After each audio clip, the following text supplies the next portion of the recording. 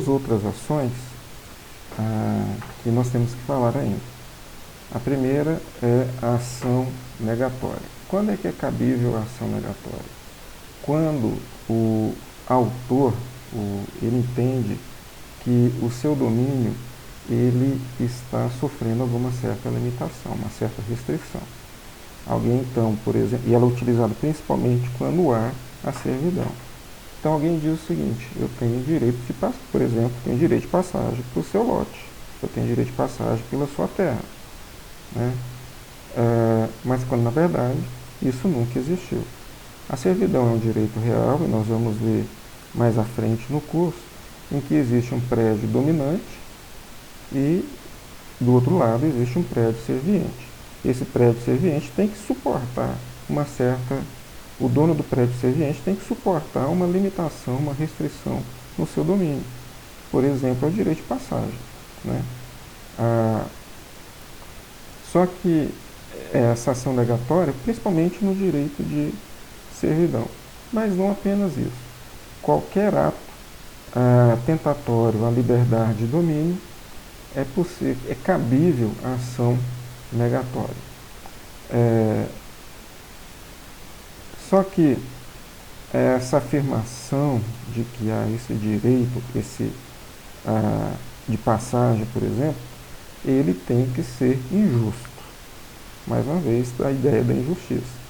Porque se ficar configurado que existia servidão, que já existia o direito de passagem, cabe então ao proprietário, a esse pretenso autor da ação, suportar a limitação, a restrição. Ele não tem que fazer nada, ele tem que suportar. Duas diferenças aqui em relação, ou melhor, diferença entre relação da ação reivindicatória e a ação negatória. A ação reivindicatória, ela é proposta quando há a perda da posse. Então o proprietário, ele perdeu a posse.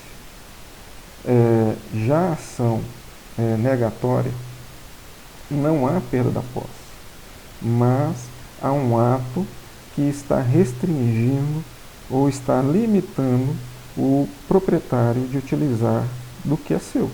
Ele continua na posse, mas de alguma forma ele está sofrendo uma certa restrição.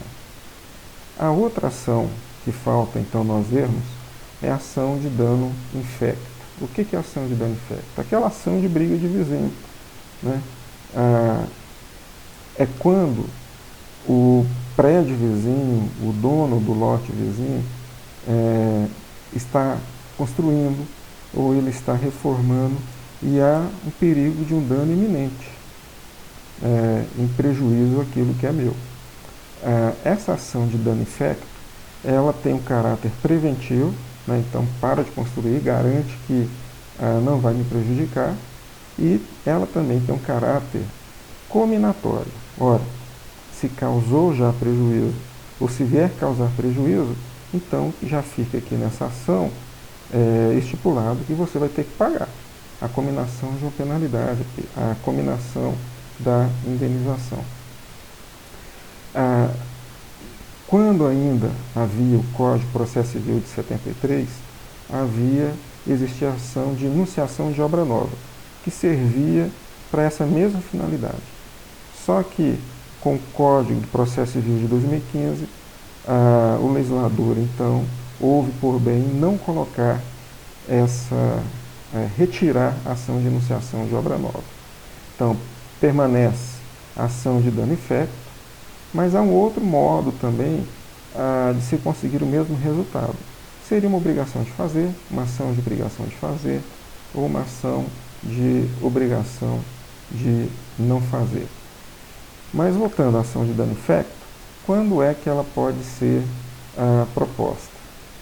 Ela pode ser proposta quando há um dano, a possibilidade de um dano iminente. O prédio vizinho está quase caindo. O prédio vizinho está em ruína. Há um vício no projeto da construção, e isso pode trazer prejuízo ao meu.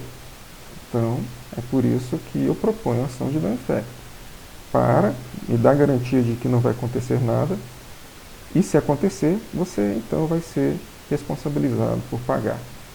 A ação de dano infecto, ela encontra fundamento no artigo 1280 do Código Civil. Pois bem, quem é o sujeito passivo na ação de dano infecto? Isso aqui é interessante porque caso o dono do prédio vizinho ele contrate uma construtora, não será a construtora a parte ré na ação. Parte ré na ação, quem tem legitimidade passiva é o dono do prédio, não construtora, não pedreiro. Perfeito? Pois bem, em linhas gerais, isso é o que os argumentos da ação de dano infecto. E para finalizar esse vídeo, apenas colocando aqui as características das três ações.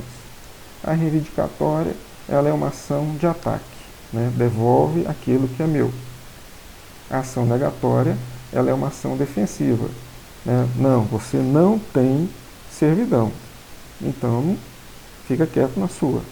E a ação de dano infecto, ela é uma ação, via de regra, preventiva. Antes que venha acontecer um prejuízo, antes que eu venha sofrer um prejuízo, então me dê garantias de que não vai acontecer nada. Para a obra, me dê garantias de que não vai acontecer nada. E se já aconteceu, se já tive algum prejuízo, então você me paga. E se vier a ter esse prejuízo, fique desde já então estipulado que você vai me ressarcir isso que eu fui prejudicado. Beleza? Até o próximo vídeo então.